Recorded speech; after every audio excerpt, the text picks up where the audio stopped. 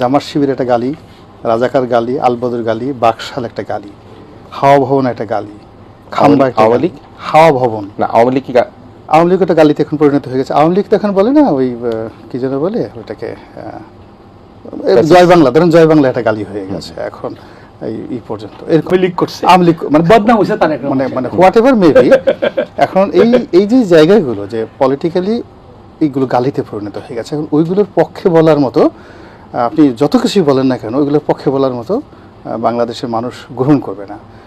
সেটা বাকশালের পক্ষে বলতে যান, হাওয়া ভবনের পক্ষে বলতে যান, কিংবা আপনি যদি জামাত শিবিরের পক্ষে বলতে যান, রাজাকার আলবদরের পক্ষে বলতে যান, ইট ইজ অলরেডি পৌঁছে গেছে। তো যার জন্য এখন আমাদের যে এই যে ছাত্ররা যে নতুন বন্দোবস্তর কথা বলছে, now we should talk about the new policy, যে রাজনীতি যেভাবে হচ্ছে। তো সেখানে আলটিমেটলি নবীন এবং প্রবীণের একটা যে দ্বন্দ্ব, এটা প্রকট আকার ধারণ করেছে বাংলাদেশে এই মুহূর্তে। যেন জামাত শিবির বা বিএনপি বা আওয়ামী লীগ তো নেই, বা জাতীয় পার্টি আওয়ামী লীগ তাদের গ্রুপটা নেই। এখন ফ্রন্টিয়ার লাইনে মূলত তিনটি গ্রুপ রাজনৈতিক শক্তি। এক নম্বরে যদি ভোট দেওয়া হয় না কোনো একটা সিট পাবে এখন পর্যন্ত আমার কাছে ব্যক্তিগতভাবে মনে হচ্ছে না, কিন্তু তারা অ্যাজ ইট ইজ যেহেতু রাষ্ট্র পরিচালনা করছে, তাদের হয়তো ধারণা, এটা সবারই হয়, যারা ক্ষমতার চেয়ারে বসে থাকে, হুইল যাদের হাতে থাকে, তারা মনে হয়, তাদের কাছে মনে হয় যে তারা 100% লোক তাদের সাপোর্ট করে। তো এখন ওই যে তারা 1% সিট পাবে না বা ভোট কত পাবে আমরা এখনও জানি না, কিন্তু তাদের বিশ্বাস হলো যে বিপ্লব তারা করেছে, বিএনপি যেটা গত 17 বছরে পারেনি, 2006 থেকে যেটা পারেনি, তারা সেটা পেরেছে। সো তারা অনেক স্মার্ট, অনেক কোয়ালিফাইড, তাদের চিন্তা চেতনায় তারা যেমন নতুন বন্দোবস্ত একটা শব্দ উচ্চারণ করেছে। এখন এইরকম একটা ইউনিক শব্দ বিএনপি সারা জীবন বসে করতে পারেনি, ফলে তারা শ্রেষ্ঠতর।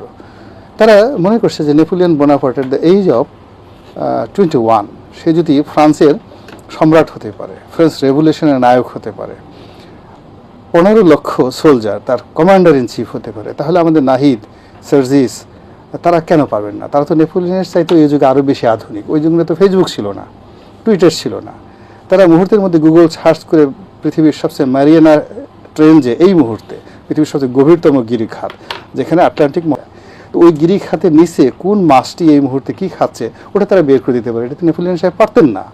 তো কাজেই তাদের অনেক বুদ্ধি, তারা অনেক বুদ্ধি। এবং আপনি দেখেন একজন দেখলাম যে এক ইয়াং একটা টকশোতে সাবেক সচিব আবু আলম শহীদ, তাকে রীতিমতো চ্যালেঞ্জে জানিয়েছেন যে আপনারা তো একটা মোবাইল কী করে চালাতে হয় সেটাই তো জানেন না।